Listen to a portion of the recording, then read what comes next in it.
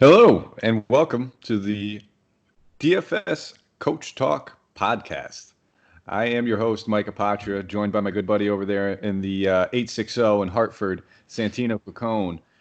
It's Sunday, May 3rd. We're here to break down some more football for you guys. We're going to be touching on the 49ers today, but it looks like we got two gorgeous days outside in a row, Santino. How you doing up there? Only about an hour from me.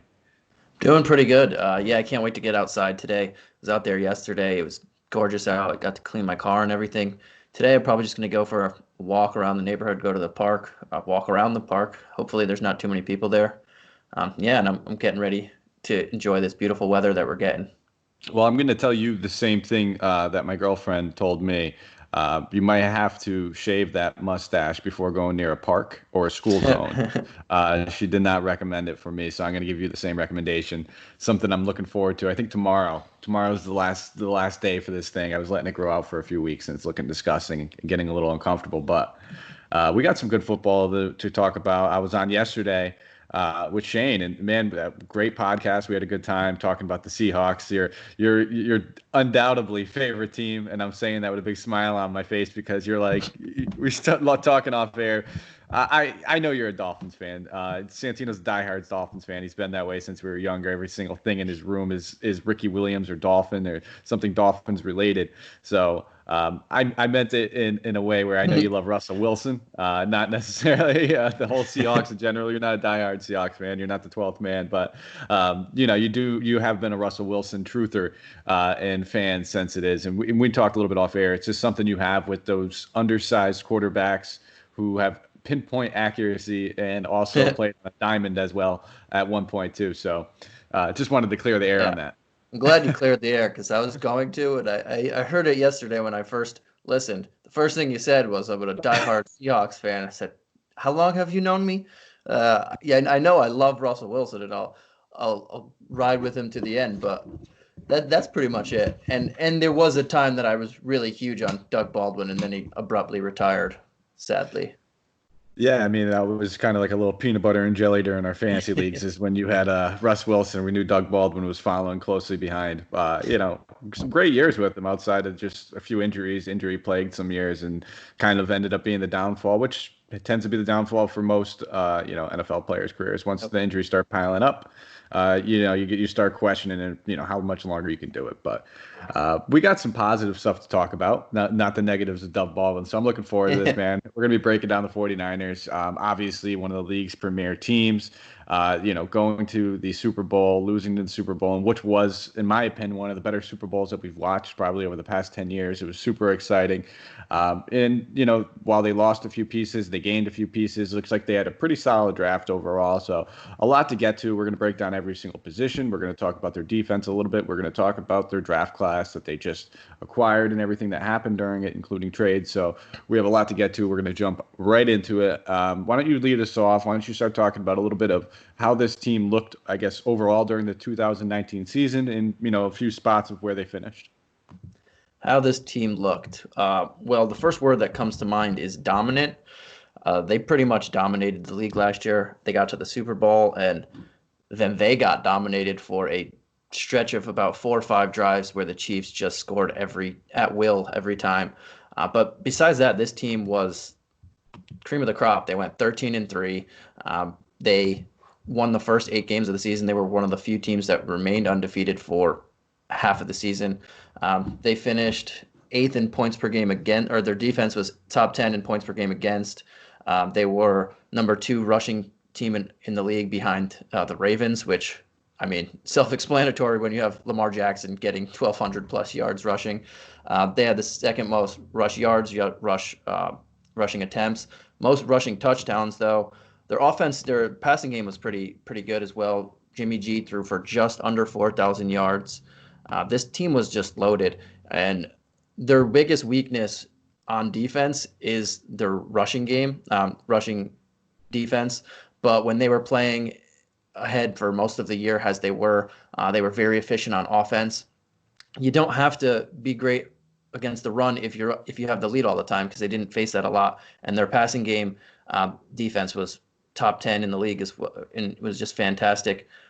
Two things that they did lose this year was, speaking of both of those, they lost their defensive back slash pass game coordinator, Joe Woods. He signed with the Browns, and they lost their pass rush specialist coach, Chris Kiffin. He also signed with the Browns. So it'll be interesting to see if those dynamics come into play this year with new faces on them. But besides that, they were pretty much what you see in the record. They were just awesome. They beat people up.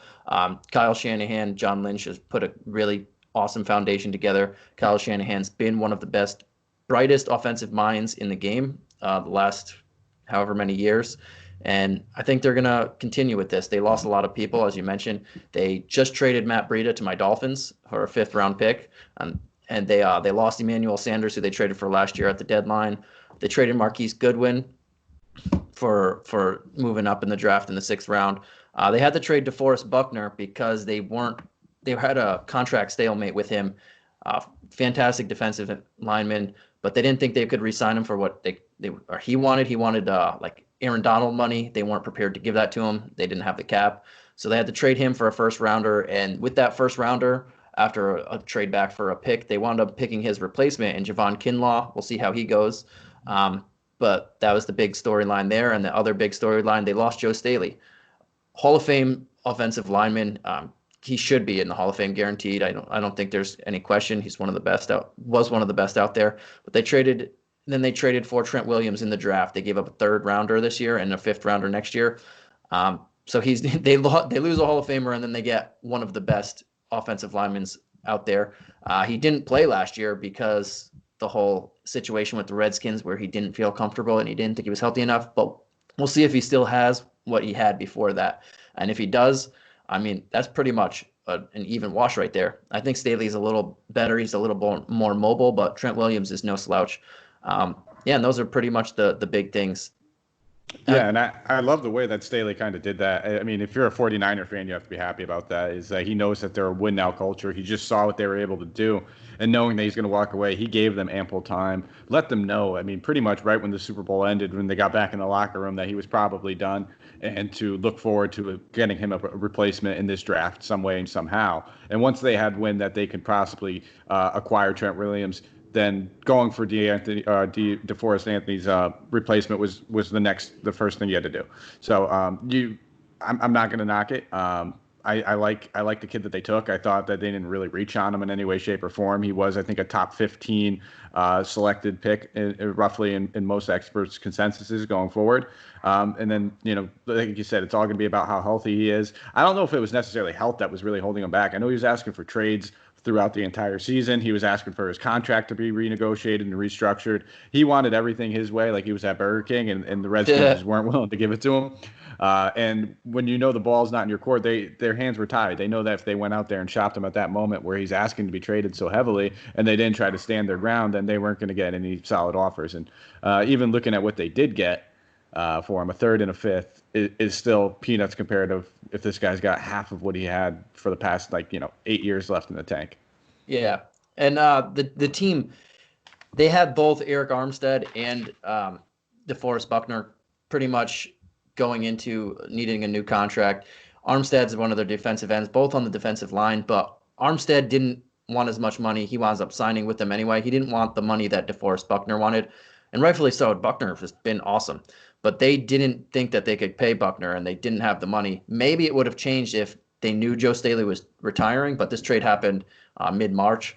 So if they knew that happened, maybe they had a little money to sign him, but we still don't know that. But they wound up picking Armstead over him because he cost less, and they wound up signing Jimmy Ward as well in the meantime. So it's pretty much a DeForest Buckner for Armstead and Ward. We'll see how that pans out.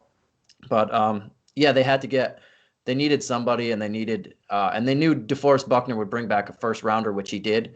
I don't think Armstead would have brought that, maybe a 3rd rounder. So they thought about it from all angles, and then they had to make that trade. No, and it's a team that's in a win now culture. They're trying to basically keep that same core team that they had, the same kind of mentality that we have. We kind of seen the way that Shanahan's built this offense, and it looks like he's pretty much has his approach, and he's sticking to it, and he's drafting around a very select few set of players and just using the best skill sets that he has. I mean, this is a team that we'll get to in a couple of minutes when it comes to yards after a catch, and they didn't stray away from that in the draft. But we'll jump right into Jimmy G. That was nice solid overview of what we saw last season and kind of that. I'm pretty much online with just duplicating those numbers. I don't really see them changing too far going into the 2020 season when we're looking at his team. I expect them to kind of still have that same rushing mentality, a rush first team, capitalizing off of play action passing, and they're going to be very stout defensively. One of the best secondaries in the league. Richard Sherman anchoring that, and then having a young Nick Bosa for the next 10 years. It doesn't look like it's going to be a bad thing. So I'm looking at Jimmy G. In his first full season, we're looking at where he was actually given like the reins with a decent offense, fully healthy, and he played well. Looking at the way that Shanahan used him, he kind of didn't, knows that Jimmy G is not going to be making big plays. He didn't want to force any throws. He's very accurate, 69.1% completion percentage, which was fourth in the NFL. We were talking about Russell Wilson's, yesterday, and his being up there as well. 19th in pass attempts with 476 for 3,978 yards, which is 12th best in the NFL. And then 27th in touchdowns, which was 6th. So, very accurate quarterback. He was very accurate in the red zone. And I talked a little bit about those play action passing. And out of that almost 4,000 yards, almost 1,500 of it was off of play action passing on 133 attempts. Just going to show that they capitalize off the run. They had one of the best running games, and it opens up that play action passing. So a lot of the passes that we were seeing from Jimmy G were not forced. He wasn't the best comeback guy, and we kind of saw that when he's playing from behind. It's difficult for a quarterback like him to kind of keep himself in the game. But, what are you expecting a little bit from Jimmy G coming into this season now? Pretty much the same offense intact, other than minus Sanders as a weapon, and then bringing in the rookie. But what are you expecting from this season to step forward? Or are you pretty much thinking that we can look at this 27-12 and just roll into the 2020 season almost similar? I mean, I like Jimmy G as an actual NFL quarterback. He's 21-5 as a starter in his career, which is awesome.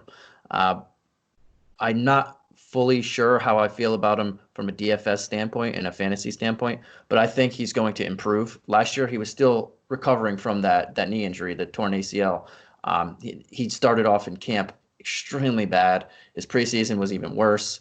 But then the game started, and I remember actually in the preseason, they were thinking, oh, is he even ready to play? There was a lot of talk about him maybe having to sit for a game or two because he didn't look good. But then he came out and just fired 13 interceptions is the one thing from him. He tied for 8th in the league, but everything else he was pretty good at.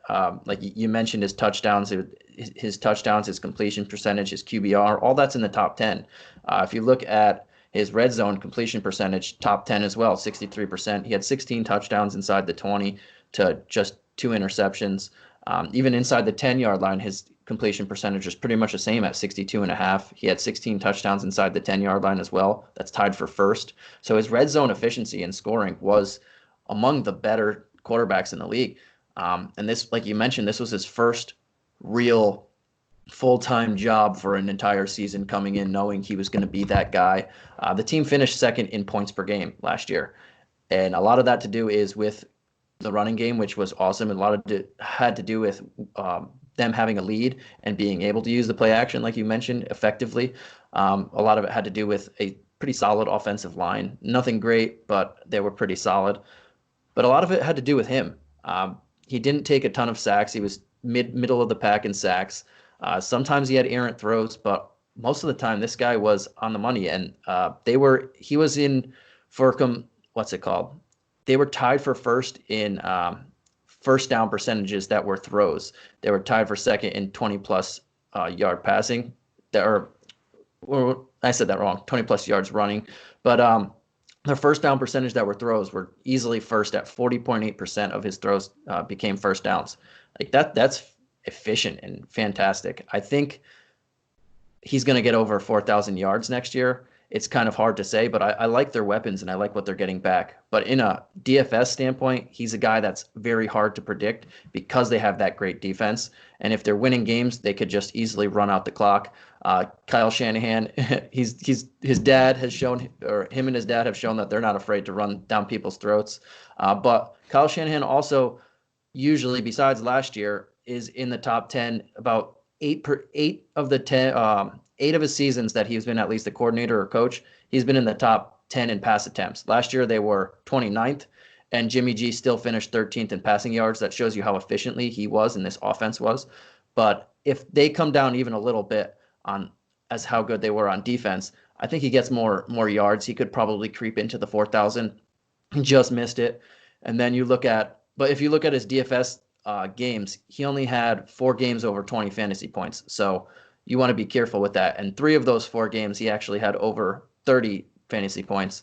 But he only had 7 games with multiple touchdowns. So I want to see how the team plays, because if the defense is even as good as they were last year, and Joey Bosa and company are getting to the quarterback, creating turnovers, and this team can run the ball, I'm going to have to fade Garoppolo, knowing that his upside isn't as great as some other players, but he's a fairly consistent quarterback. If they are in a game where you think that they're going to have to keep up the scoring pace. I think that's a great way to put it. It's kind of like what we were talking about, almost similar to Russell Wilson, these guys that, make a living off of their accuracy and, fewer attempts and still getting almost similar results, and just almost game managing, making the right decisions, not making the wrong decisions, aren't going to be the guys that are generally throwing for 420 yards and 4 touchdowns and having those monster games. They do come few and far in between, so I'm kind of with you. Kind of seeing how this defense reacts in the beginning of the season. And, I still expect them to be a more of a 60-40 run split compared to a lot of the other league who's more pass heavy at this point in time during these years. So they're still going to be a run heavy oriented team. They're still going to be running and playing with the clock more often than not with the lead. So it's going to limit his attempts. But when it comes to actually stacking a guy like this, and anytime we look at a quarterback, we want to try to get two of his receiving options with him, because if we're playing this quarterback in DFS, we're saying that he's going to have a 350-yard game with multiple touchdowns, because that's why we're paying for him. That's why we want him. I like to do it with a guy like Garoppolo, just knowing that I don't need to pinpoint 2 receivers. I can get a guy like Kittle and get a massive game out of Kittle, and it could be a 5 for 120 and a touchdown game for Debo as well. So in that way, Jimmy G, he's not going to go out there maybe gunslinging. It might be one of those 300-yard, 2 touchdown, maybe 3 touchdown games. And if you have the 2 options that are seeing the majority of it, you'll be in good shape. But that might be few and far in between, and targeting the right matchups is what we're going to have to do when we're trying to capitalize on that. You touched on his red zone. Absolutely fantastic. I'm glad you brought that up. He was just dominant in the red zone. Only threw 3 interceptions while I was in there. And again, it just goes to show when any pass that's inside 20 yards from him, that's his specialty. He's not a deep ball guy. He relies on his receivers to make plays once he puts the ball in their hands, and he puts it into tight windows where other defenders can't get to. So I don't expect that to change anytime soon. That's their philosophy, and he's got a big red zone target in Kittle, and just drafted another big red zone target who might get some decent action this season as well. Anything else? Speaking of the red zone, an interesting fact or stat is he threw 16 touchdowns inside the red zone, but all 16 of those came inside the 10-yard line, which shows that he was even better when they got closer, and the gaps for your route running and the gaps between offense and defense and everything clamps up even more. He got 16 of those. That'll be interesting to see if he can repeat that, because that was tied for first in the league inside the 10. And if that scales back a little bit, he might have a drop in touchdowns, but I see overall him pretty much being the same type of player. And it's funny, like we think he's a really good real life quarterback. And then you have people like Jameis Winston, who is not a really good real life quarterback, but he threw for 30 touchdowns last year, over 30 touchdowns last year. Yeah, that came with 30 interceptions, but when you're just gunning the ball and throwing the ball and throwing the ball, the fantasy points will come. So this team is built on their defense, run game, and him managing that to a very good extent. And if that happens again like it was last year, he's harder to trust because of having more games with 1 or 0 passing touchdowns than he had multiple touchdowns. But if they take a little step back, and we'll see if that happens early in the season, then I think for him, a guy who was roughly $6,000 all season last year in DraftKings, that's not a bad play. But we have to see if that defense takes a step back. Because if it's the same thing, I mean, he doesn't need to go out there and try and win games for you. He just makes the plays that he's been making efficiently, effectively, and get you in position to win the game. Yep, absolutely. And I think you hit the nail on the head with that. And I think another good point that we can bring up when we're just talking about how he maybe only can get a little bit better. We don't see him getting any worse. On top of knocking the rust off of that, that season off, and basically missing almost the entire preseason as Hmm. well. He didn't have much chemistry built throughout the beginning of the season with any of these receivers. So, if we look at the guys that finished the season with the most snaps, Debo Samuel in the last Rookie. 3 weeks of the season, a rookie, the last 3 weeks of the season, he started playing 89%, 82%, 78. They brought in Sanders, who was playing almost every snap, 95, 98, 92%. Kendrick Bourne started playing, 53, 20%. And then at the beginning of the first 3 weeks, obviously, they didn't even have Sanders. Dante Pettis was actually getting snaps, playing 49, 42, 63, 72, 92 in weeks 2 through 5. Marquise Goodwin was playing 74% of the snaps, 51 and 67% of the snaps weeks 1 through 3. These are guys that he was playing with at the beginning of the season that he wasn't playing with at the end of the season. So it was almost like getting a whole new receiving core in there halfway through and then having to rebuild chemistry with new guys. So he's got a little bit more experience with guys like Debo and with guys like Kittle. Kendrick Bourne will see a couple snaps, and then the rookie coming in there as well. And you have another guy that you're itching to talk about, which we'll get to shortly. But I'm only seeing more chemistry being built. Obviously during the offseason, these guys not having times to do as many regiments where they might meet up and, get a couple reps in with each other and things like that. But I think that's a positive in my book when I'm looking at this kind of scenario. But yeah, you hit the. I'm going to steal your phrase. You hit it right on the head there. Everybody you named. Going back, Jimmy Garoppolo came to this team midway through the 2017 campaign and then didn't even start initially, but then worked his way in. And then when he found his way in a couple of weeks later, never let it go. But you think of everybody that you mentioned, besides Marquise Goodwin, he never, and George Kittle, he didn't really have an offseason to work with them. That year, that 2018 year, he got to work with those two. And Kendrick Bourne, I guess you could say. But then they drafted Dante Pettis. He only had a little bit of the summer to work with him, but then he got hurt really early, the first couple games into 2018. So he didn't have that time to work with any of these guys. And then they got Debo Samuel. They got Pettis came out on his rookie year. George Kittle burst onto the scene without Garoppolo and so on. But he didn't have that time to work with them that offseason because he was recovering from the torn ACL. And then Debo Samuel, rookie, he didn't really get to work with him. All these people he didn't get familiar with too much until while the season was going on. So this year, as you mentioned, they're going to have the time depending on what's going on in the world, but they might have the time to work on all their routes, work on their timing, work on everything. And I think we're going to see a even better Jimmy Garoppolo for next year. Yeah, I can see those interceptions getting cut back. Maybe not as many, maybe it might even be less touchdowns with the way that they want to use them in this offense, but I definitely see less interceptions. There's a reason why they kind of wanted to revamp this receiving core as well. They weren't happy with a lot of it. Goodwin had a lot of drop passes. Pettis looked like the guy, struggled with route running. At one point, I think at this time last season, we were talking about, and many experts were talking about him being a sleeper guy, a guy that you want late in your drafts. He's going to blow up. He's flying under the radar. Well, now he's basically on the verge of being cut from the team. So, these were, like I said, early on in the season, this guy at one point was playing half, if not more than half the snaps. And then at the end of the season, didn't sniff field. Marquise Goodwin didn't sniff field. So, I'm looking Kendrick forward Bourne to has a lot of drops as well. Debo Samuel started out slow. He wasn't fully thrust into the limelight early in the year. It's besides Kittle, everybody was a little different throughout the year for as far as reliable targets for Jimmy G. Yeah, and even Kittle himself, I believe, missed 2 games last season, so didn't even get a full season out of him. 14 games, and pretty much on pace, same numbers that he had in the season prior through 16, if he kept playing. But I think that's pretty much where we're at with Jimmy G. I think we pretty much set our sentiments on it.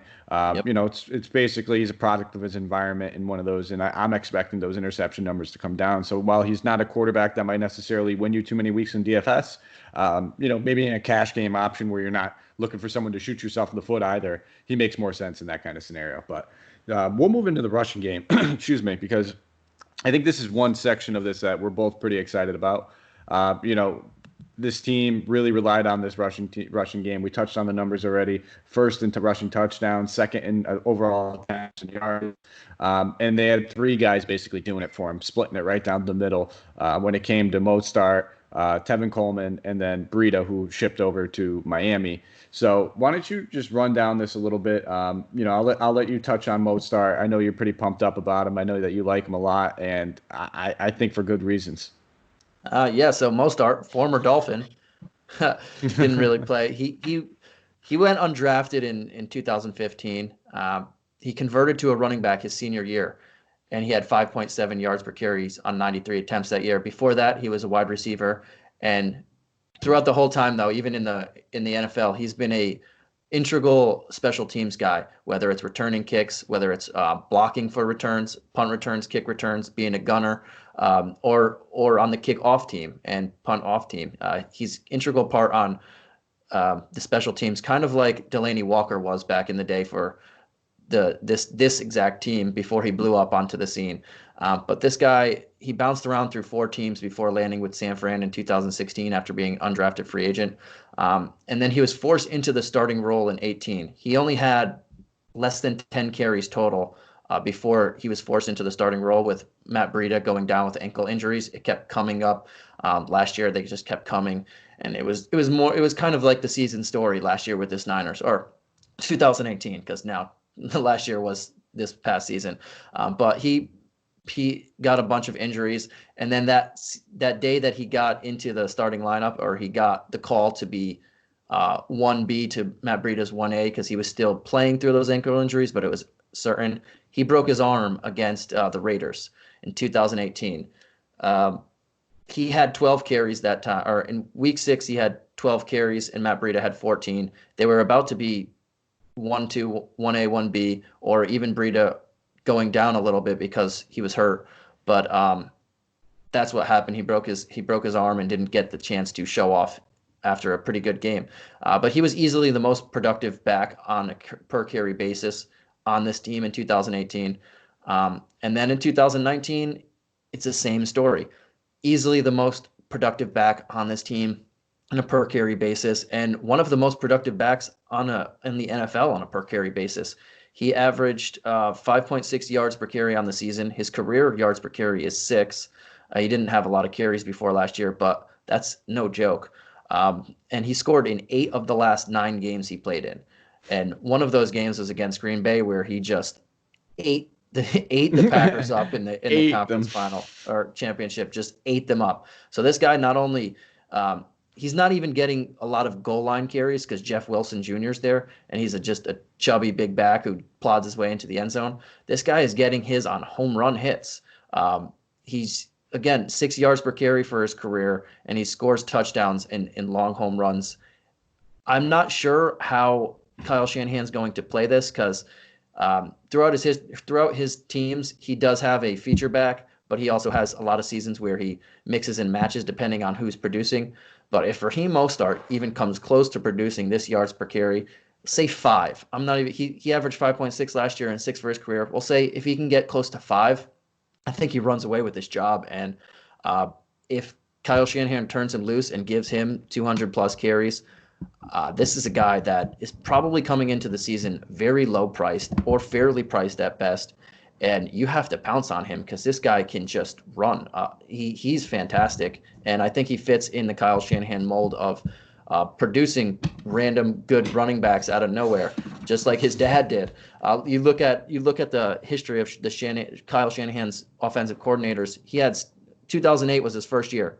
You know, if we remember Steve Slayton, he had 270 carries and almost 1,200 yards, 1,300 yards. And that's a name that probably most people don't remember anymore. He had the last good season of Ahman Green that same year, who had over 4 yards a carry. In 2019, it was the burst onto Arian Foster, the first time we heard about Arian Foster year. And look what happened to that guy a little after. 2010, Ryan Terrain was a top 14 fantasy back out of nowhere. The next year, Roy Helu. He made another unknown guy who these guys are, except for Foster, these guys were barely in the league for a few years.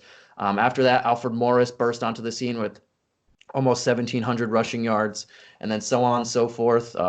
Devontae Freeman had his best year ever with Kyle Shanahan.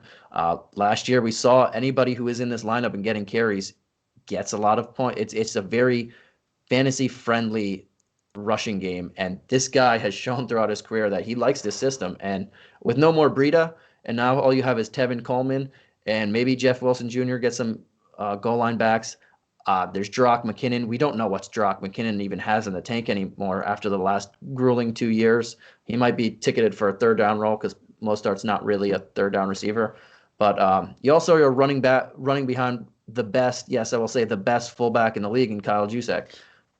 So, I mean, he has a lot going for him for me, and I don't think he's going to be priced close to an Ezekiel Elliott type. No, not even. And those were a bunch of fantastic points, especially the last one you made about Kyle Juszczyk. I think he has one of my, like, he's got to be my favorite name to actually say. Like, if you just scream it as though, like, you're a Street Fighter, I won't do that now. I'll let people use their imaginations and try it while you're listening. It's pretty fun. You'll enjoy it. But yeah, I'm with you as far as Mostert.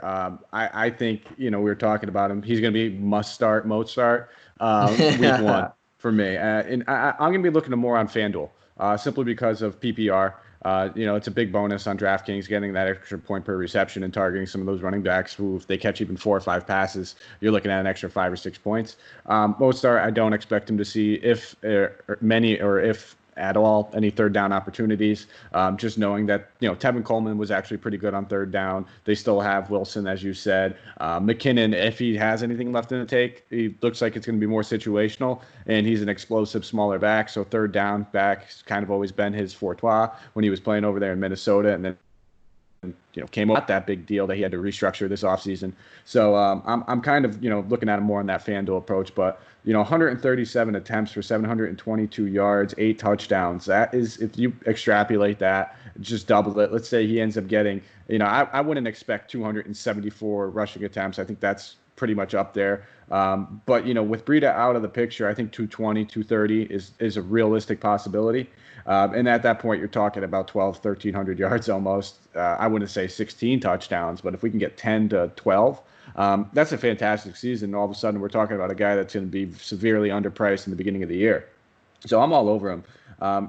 It's crazy when you think about it, because out of the 722 yards that he has or had last season, 297 of them came after contact. So, he's a bruiser. He's a downhill runner, and he's not even the biggest guy, but he's a straight downhill runner.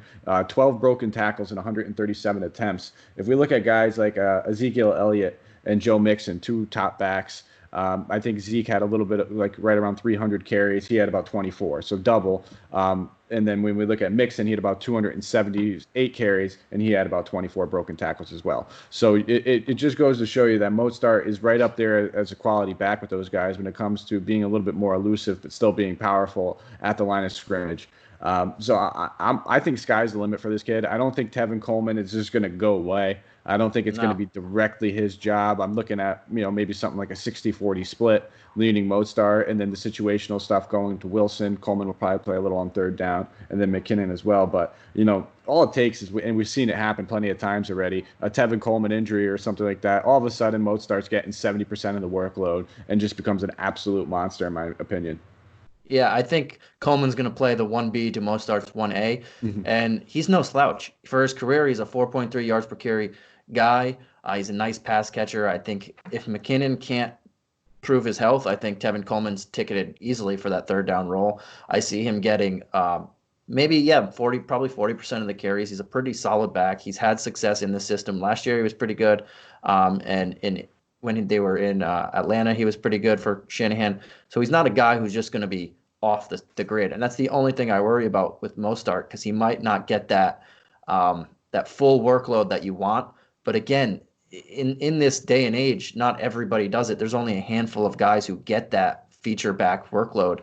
So I think when you put that into perspective, we have to kind of say, I think the new feature back should be like 75% of the carries means you're a feature back now, because nobody wants to, unless you have and we mentioned Ezekiel Elliott or Barkley or someone of that nature.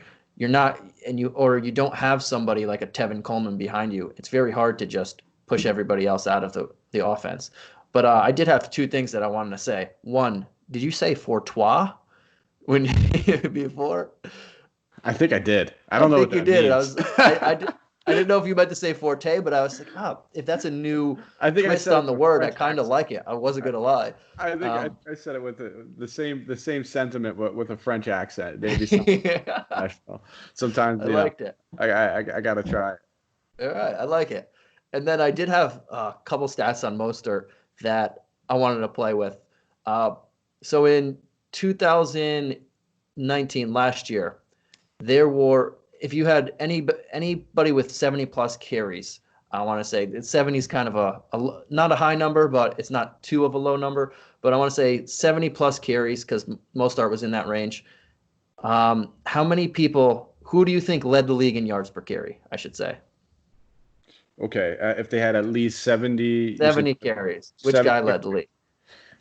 Well, I was just talking about another guy that was right up there yesterday. I know that Penny was pretty high on that list as well. He didn't Mostert, have he was I think he was just at 61 carry 60. oh, He so he would have was been the first, but I lowered it, but I did it a little lower. Actually, no, he would have been up there, but not first. okay. Um, that's tough. I have to assume Mozart's got to be top three, if not number one, just knowing that even in playoffs, I think he was getting 6.3. So is this just regular season or is this including playoffs as well? Regular season. Okay. I'm going to say he's third, that there was just a couple guys that might have Yeah, been. it's 70 plus. That's pretty close because he is third. Um, and it was a trick question because Lamar Jackson was number one. Okay. Uh, and number Makes two was sense. Kyler Murray. So it was very trick question. Okay. If we're going running backs with over 70 carries, Raheem Mostert had the most yards per carry on the league. I just wanted to emphasize that the Lamar Jackson, a season that might not happen ever again, or if it does, probably going to be him. And Kyle Murray, who's a quarterback, doesn't play the position, were the two leaders for 70 plus carries and yards per carry. And then the actual running back was Raheem Mostert. Rashad Penny had, I think, 5.7 or 5.8, so he would have jumped up. He would have been the only one over Mostert, but he didn't have 70 carries. Matt Breida wasn't too far behind either.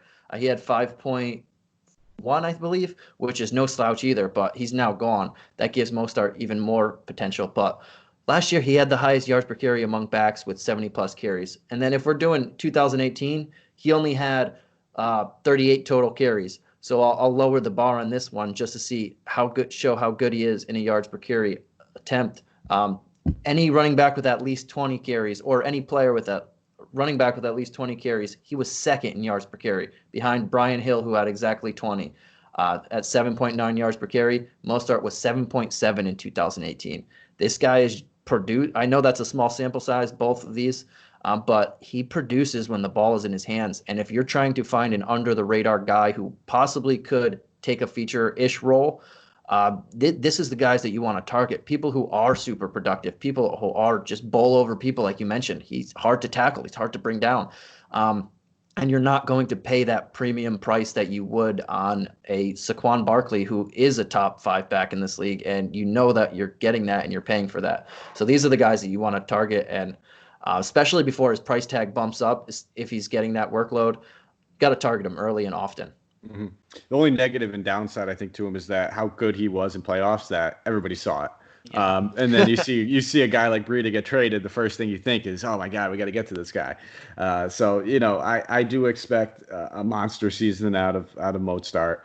Coleman, obviously he's gonna impact them. I'm not really worried about McKinnon. I'm not really worried about Wilson. I mean, just kind of looking actually down the stretch of when Mozart actually started to see significant carries. Week 13, he saw 74%. Week 14, it was 60. Week 15, it was 53. And then it hovered around that halfway, 53, 54 mark for the rest of the season.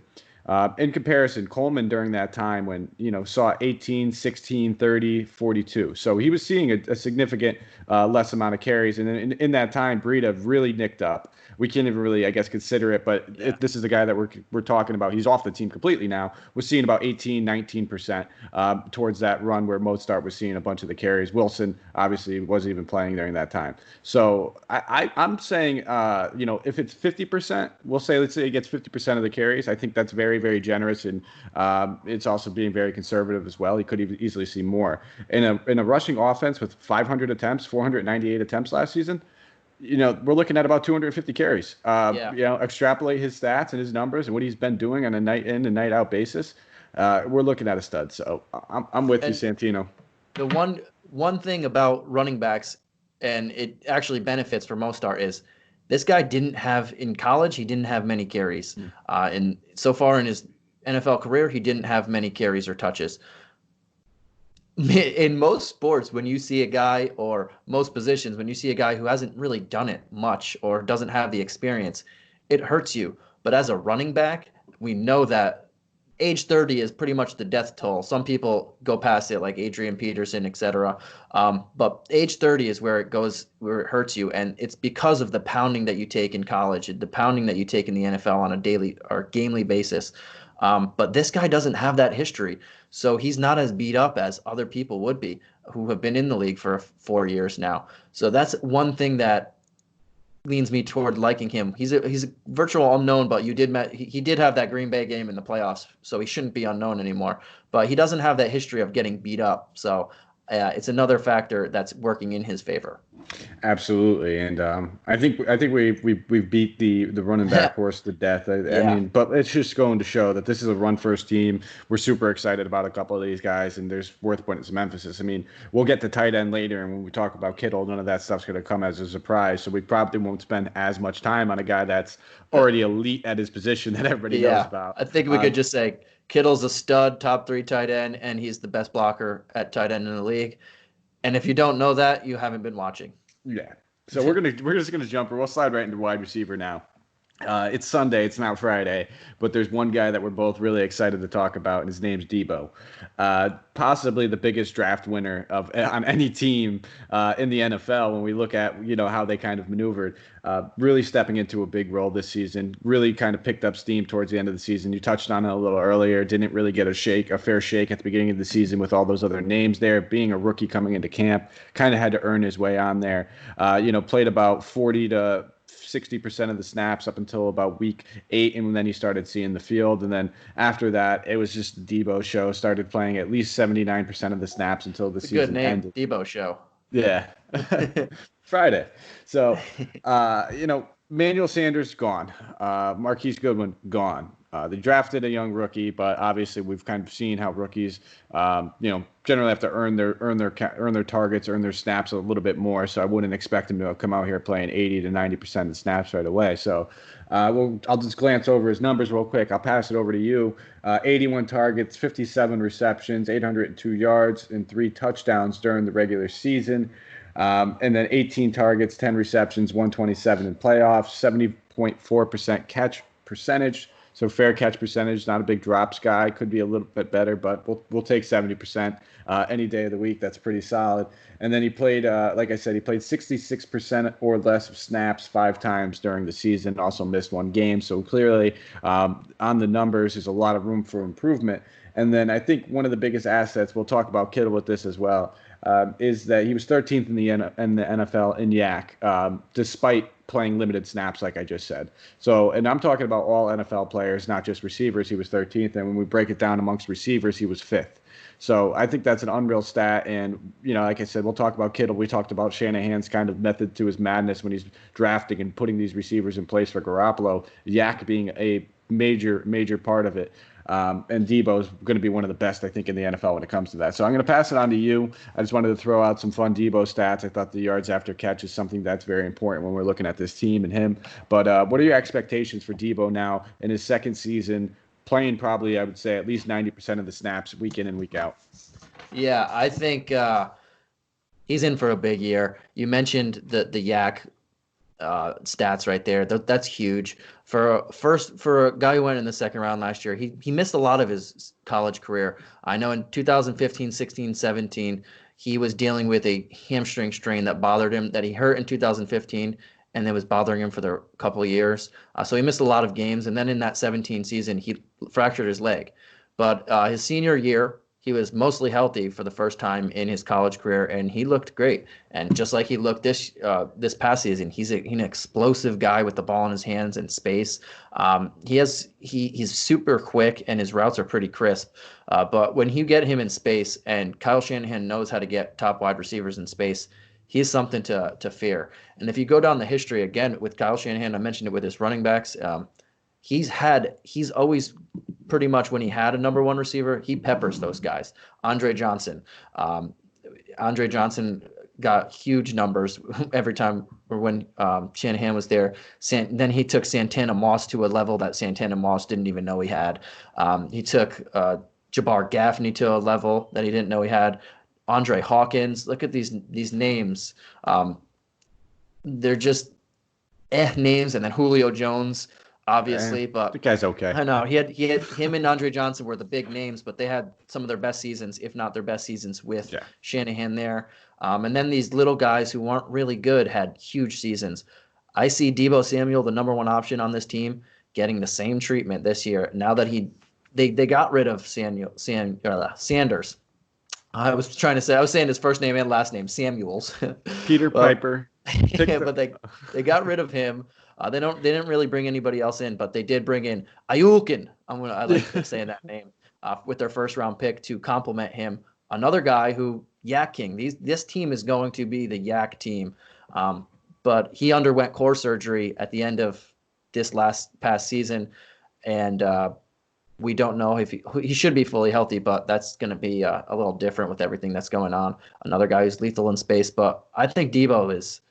I mean, he's going to put up some numbers this year, and it's going to be hard to not get him when he's so hot. But again, kind of like Mostert, I think he's going to be fairly priced in the beginning of the season, and if he starts showing what he can be, he's going to go up there. But I think you have to target him very early because of the upside and what he's going to get in this offense. He's going to get the targets. I see at least 120 targets from him. Yeah. That's exactly what I had pegged for him. 120 targets. I expect him to be a touchdown machine just because that's not, the way that this team kind of operates. I mean, if you look at it, if he has a touchdown, it's going to be a yak touchdown. It's going to be a big play touchdown.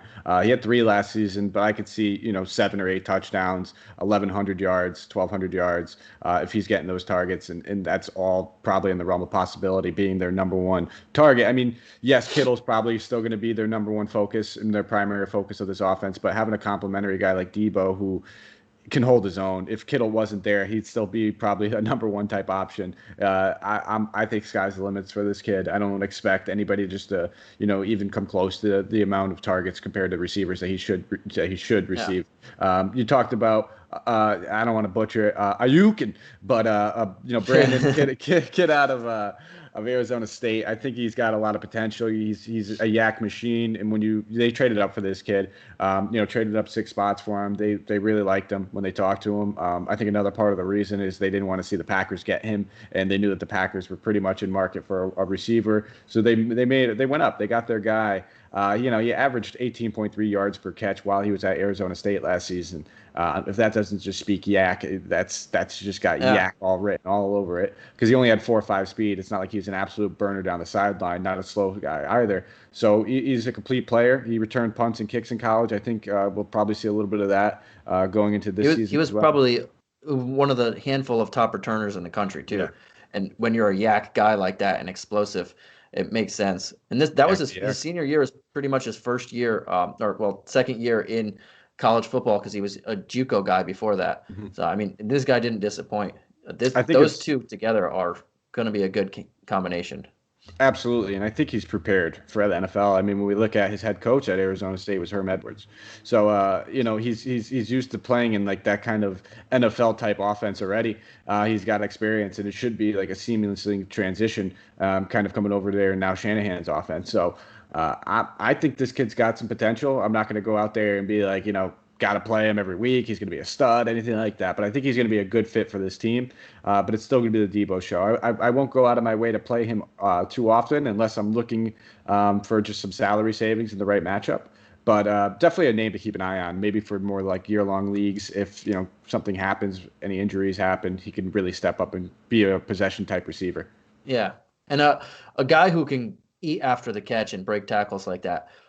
They are good for if you need a long shot and your money's a little tight. They're good to take chances on, and a lot better than possession receivers, especially if you're not playing PPR, because they have that ability to just, even if they get 2 targets, they have the ability to break one and get a touchdown and just save your DFS day and make you some money. So those are the guys that they're not always going to hit, but if you can hit them when you play them, they're going to be huge for you.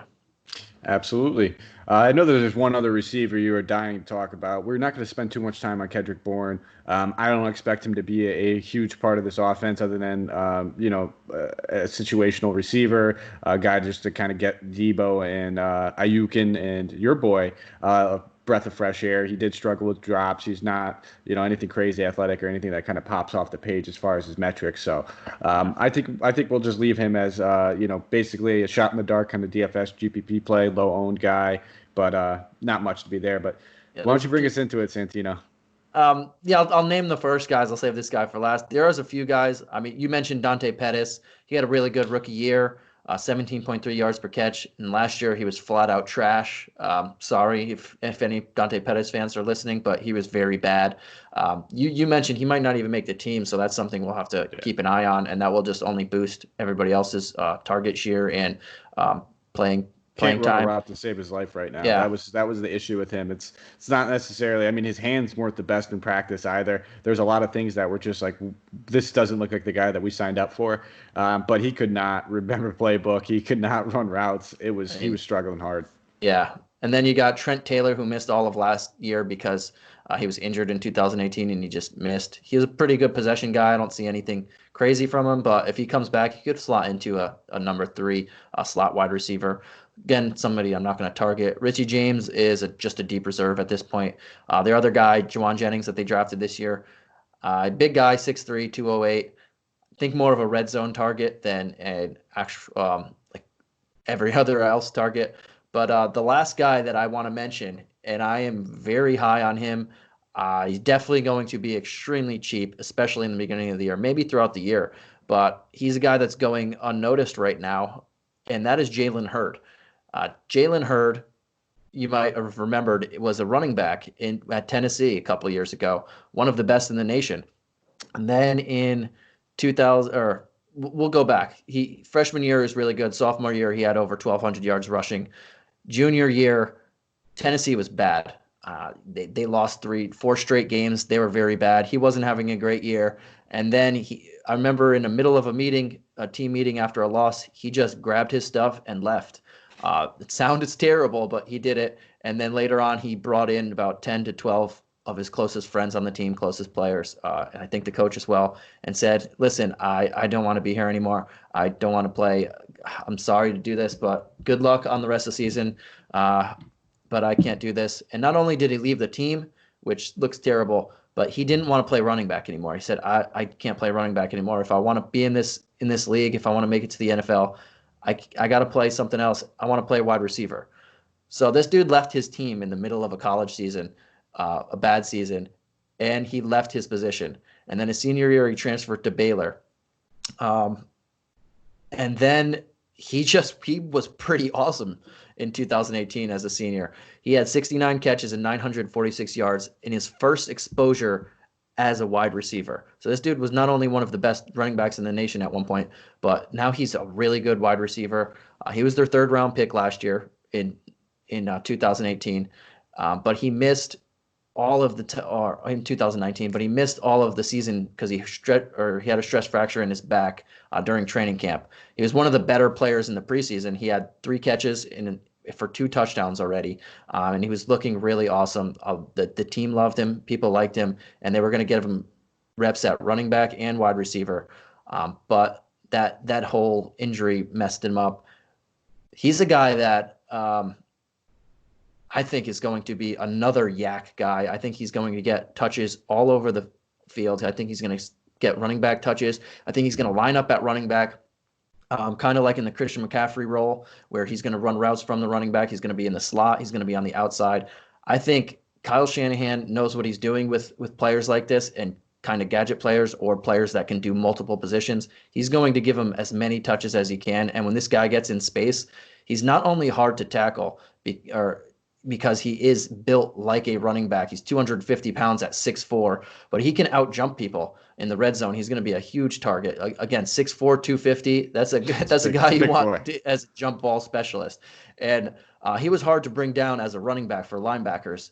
If a little cornerback at 198 tries to go one-on-one in the open field with him, I just have to say good luck, because this guy is a truck. And he's not only a truck, he's super fast, and he's a guy that I think is going to get 80 plus targets and a lot of gadget plays, 20 plus gadget plays where he has the ability to break out and get that long run, kind of like Ayuk and Samuel. These guys can feast after with the ball in their hands in open space. Absolutely, and I knew we talked a little bit on air, and honestly, I'll be very transparent. Not a guy that was even on my radar, but I'm glad you brought him up, just simply because he's a talent. We didn't get to see anything from him. He's going to fly under a lot of people's radars, but it's a good thing that we have Santino over here at DFS Coach Talk to remind us, because definitely a guy that I'm going to keep on my radar. You already yelled at me, told me I could not draft him because you were going to mention him, so we'll see. We'll And see. I will say the respected Peter King, he saw this guy in camp last year, and before he got hurt, he predicted that he would win the Offensive Rookie of the Year because he was just that good in the few camp practices that he saw. That's a guy that I fully respect on anything football, and this is a guy. But before I even heard of that, I thought I was very high on, but that just makes me even more. I want some shares of this guy, especially in DFS when, like I mentioned, if you're paying up for the big boys and you have some extra money left over to play with, and you see even in a game that's a blowout, because in sometimes in blowout games they do give those gadget plays. Kyle Shanahan wants to just test out some plays to see if they'll work down the line. He's a guy that will be tested out to see if they work down the line. Absolutely, and very glad that we're talking about him because, like you said, taken in the third round last year, it's not like only one round after Debo. They knew that they needed some receiver help, so they went back to back. Anytime you see a team go back to back picks for the same position, it's basically saying these two guys are competing for something right here. Obviously, Debo won that job due to injury, but going into camp, it may very well be less than like such a number one target as a Debo. We have two or three very solid, reliable options, as well as Kittle. A lot of weapons for Garoppolo. So we'll bring that right into Kittle. Talking about the tight end, he's a stud. Santino already talked about it. The best blocking tight end in the league. Guy's absolutely hilarious when he takes off his helmet and just starts screaming on the sideline. Very energetic dude. Absolutely love him. 3 years in the league so far. He just seems like he's a fine wine. He's getting better with time. Only played 14 games last season. Had his career year when he played 16. Otherwise, could have very well been a better season last season. Had 107 targets, 85 receptions, 1,053 yards with 5 touchdowns. 79.4% catch rate, one of the highest amongst tight ends. He's got hands of gold as well, if it's worth noting. And then we talked about Yak earlier. He's third among all NFL players in yards after the catch. I'm not saying third amongst tight ends. I'm not saying he's third in the NFL. The only couple guys higher, Christian McCaffrey. Surprise, surprise. So 602 yards after the catch. That breaks down to 7.1 yards after the catch. That is insane for a tight end when you think about it. And he only had 2 drops amongst that time. So I'll let you say a little quick hitter on Kittle. I just touched on everything. This guy is he's gonna probably have the exact same role. I would say at least 80 to 90 catches. We're probably looking at least 1,000 to 1,200 yards and 6 to 7 touchdowns. Yeah, he's a stud. Yeah. What else can you say? Back-to-back 1,000-yard seasons. Last year, he was third in receptions among tight end, and he missed 2 games. In 2018, he was first in receptions among tight ends. He's 8th in football in that year too, in all of football, including wide receivers. Probably the best blocker in the league at tight end, and this team likes to run. So, I mean, overall, he might be the best tight end in the game. He's just an absolute stud. Him and Travis Kelce are above everyone else. This guy was picked in the 5th round from Iowa in 2017. That was the first year that Shanahan and Lynch took over. So this regiment specifically drafted George Kittle in their first draft, and he's proven them extremely right, and to the nth degree, because he's just an absolute stud. But in DFS, when you're looking at tight ends, you're going to have to pay up for him because he's that good. That's the only negative. The only negative is he's so good that he costs so much. But the tight end position in general is pretty barren after a few guys, and then you have the Hail Mary type guys. Hail Marys don't always work if you want a cash game, but in GPP they're more acceptable. But if you just want a guy who you know is gonna get you numbers, and this guy gets you numbers, he's someone I would try and pay up for in a barren position and then work around elsewhere.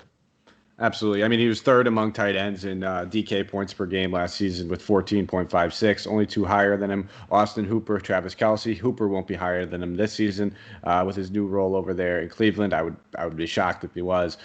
Kittle, I wouldn't be shocked if he ends up being the number one just on a 16-game standpoint. The guy's an absolute stud. I think that's enough to say. I don't know if we need to keep going. Well, one more is I even forgot this, but in 2018, this team was bad because they had Jimmy Garoppolo got hurt, and then everybody else started getting hurt. So they were playing from behind a lot, and he had a huge season. Last year, this team was fantastic. They won 13 games, and they led the league in rushing or second in the league in rushing attempts, and he's still awesome. So no matter what the situation is, this guy is awesome. Awesome. And that's pretty much all you need to know. It doesn't matter if they're winning or losing. This guy's going to get his because he's that good. Yeah, and safe floor, high ceiling. That's all you need to know. You talked about boomer bust guys. There's some guys out there that could have that 20 to 25, DK point ceiling. They also have like a 2 or 3 point floor. There's only maybe about 2 to 3 tight ends in this league that have that 25 to 30 fantasy point ceiling, Kittle being one of them, but still have like a safe floor of that 14 to 15 points. Yeah. So yeah, if you pay up for him, if you pay up for him, you want that 30-point game, but you also know that you're going to cash out perfectly fine if he gets you 6 for 80, and you'll feel good about that as well too. So We'll move into their draft, the 2020 draft class. We talked about these guys pretty much to a pretty decent extent. Javon Kinlaw, Brandon Ayuk. We've already talked about. We talked about Juwan Jennings a little bit. Just a big receiver. Juwan Jennings, a big receiver. Not the fastest guy, 4.7 speed. Going to be a red zone target. They also took an offensive tackle, 153rd, Colton McKewitz. He's going to probably be groomed a little bit. I don't know if he's going to be expected to kind of jump into that position. They went out there and they bolstered the line a little bit during the offseason, so he could compete. And then they also drafted, I believe, another tight end, 190th overall, Charlie Warner. I don't know if you know too much about him. I'm not too familiar, but I don't see him vying for Kittle's job anytime soon. Yeah, Warner's just a depth option. And then they also have the guys that they have still last year, but you're not going to start over Kittle. I mean, he's one of the best at receiving and blocking. Colton McKevitz is pretty solid. I think they got him while they were doing the Trent Williams trade just to see if does Trent Williams still have what he had in the tank when he was playing. That's another option for him if he's not there or if someone gets hurt. You need options and depth on the offensive line, especially, and defensive line, because they are the most injury. I mean, one injury could shuffle everything around, so you'd like to have the options there. Kinlaw, we mentioned earlier, pretty good guy, but he has some big shoes to fill. And DeForest Buckner's in. He's a good guy. He's a good guy, but he has some big shoes to fill. There's a little out of context friendly joke in that involved with the guy in our draft. We've been making the joke for about 4 or 5, maybe even 6 years now. He's the one guy that shows up, does zero research prior to the draft, and just basically drafts and makes up facts and stats about them as the year goes on. So he did not know who Corey Kluber was the year after he won the Cy Young. He came in, drafted Demaryius Thomas simply off the fact that he is a nice guy. So that's the same thing with Emmanuel Sanders, former Niner. He drafted him and said, I think he's a good guy. Hey, that's so probably he's probably a very nice guy. But I think Kinlaw's going to be pretty good. He's a good guy.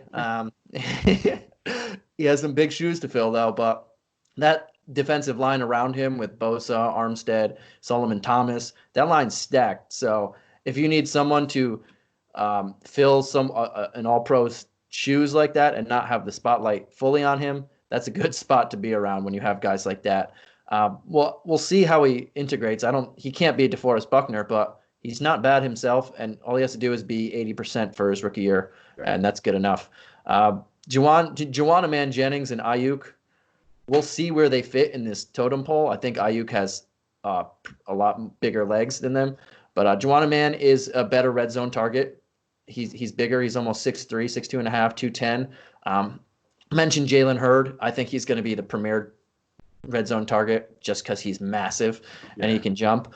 But Juwan Man's not too far behind. And we mentioned earlier how Garoppolo is extremely successful last year in the red zone, tied for first with 16 touchdowns inside the 10-yard line. So that's a guy I would look at, especially in closer games where they're not blowing people out. And Ayuk, I mean, this guy's a yak king. Hopefully he can repeat what he did in both JUCO at Sierra and in the college Division I. But this team, this draft pick, they did pretty well. They didn't have much to play with to begin with because they traded a lot of them. But this team is stacked, and I'm excited to see at least a few of these guys, 3 of the guys, have a big role in this rookie year. Yeah. Like I said, I think we talked about the draft in a good extent. There's not much more we could say about these guys until we actually see them play a little bit more.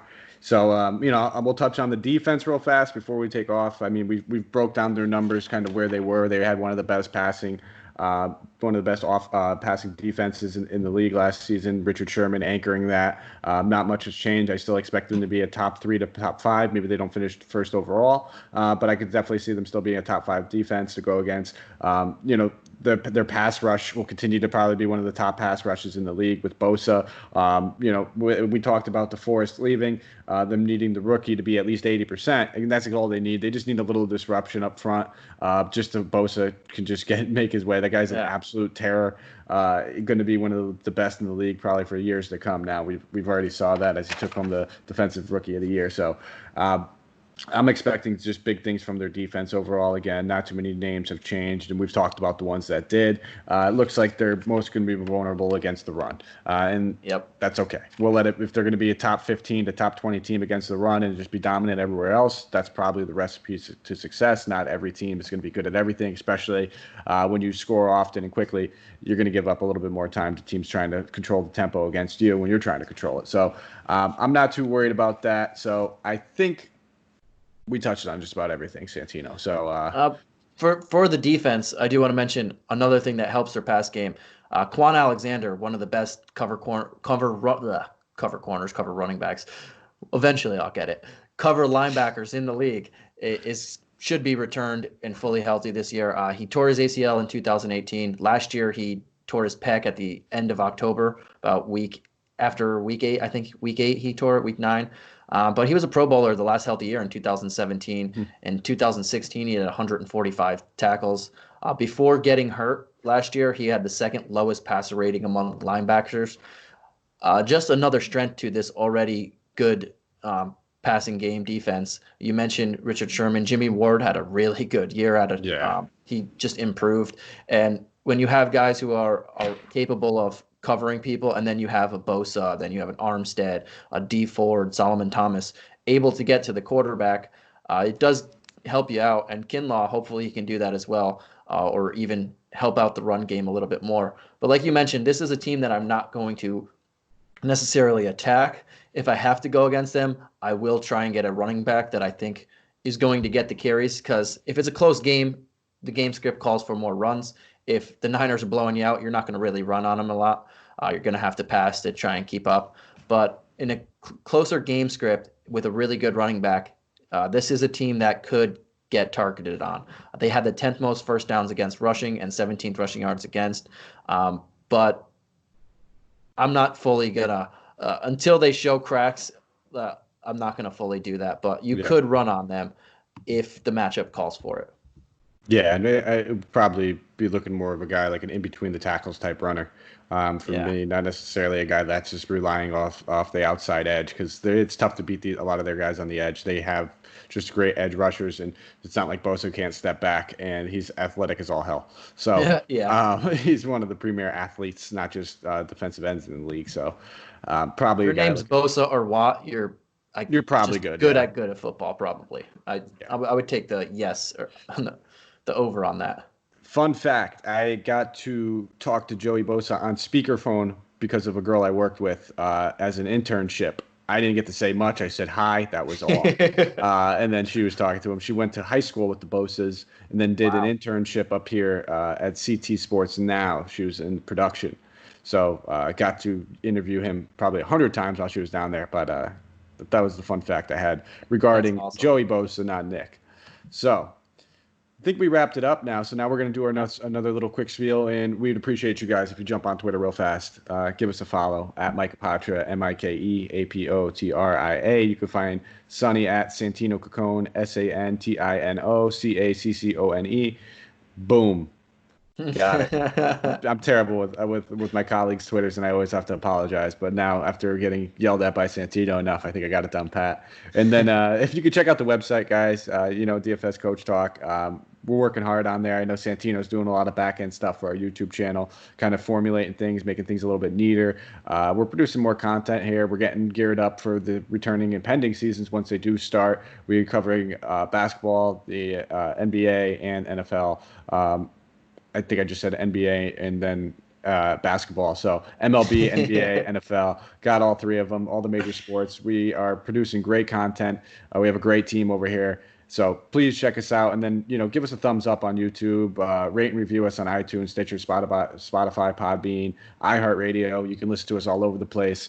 Just a lot of moving parts over here, and while you could jump into our Discord, we're freezing all accounts right now, so you can sign up. You're not paying a monthly price right now while there's no sports. We freeze the account, but allows you just to jump in here and get to know us, talk to us, pick our brain, shoot us questions, ask me the favorite thing I like to cook on the grill might be. Hint, hint, I'm a big barbecue guy, so that's pretty much going to be my afternoon. So learn a little bit more about us. And then we also have our nice simulation games going on a nightly basis. I know Santino just took down one of our baseball ones the other day and then followed it up with a nice stinker, but that is just simulation. All-time stinker. That's how simulation works, man. It's Yeah. a little bit of luck. It's a little bit of knowing what you're doing. It's a small taste of what DFS really is, but it's getting our mouths, feeding our appetite a little bit for the time being. So that's all we have for you. We'll be back tomorrow. It won't be me. Santino, I don't know if you have the schedule in front of you. I'm pretty awful of being on the spot with that. So I think it's Shane and Andrew. So it's going to be a good show, needless to say, because me and you being unprepared and not knowing what the schedule might be is not gonna be on it. You were prepared. I was unprepared. Needless to say, I should have had that in front of me. So Shane and Andrew on tomorrow. Looking forward to hearing them. And yeah, that's all we got for you guys. So anything else you want to say, Sonny, before I roll us out of here? No, I'm good. All right, man. I think it was a good show. I started trying to talk a little bit faster at the end because I know that we were getting close on time. We're trying to keep these to right around an hour. This one went to about an hour and 10 minutes. So thank you guys for listening. We'll be back. Have a good weekend and stay safe, everybody.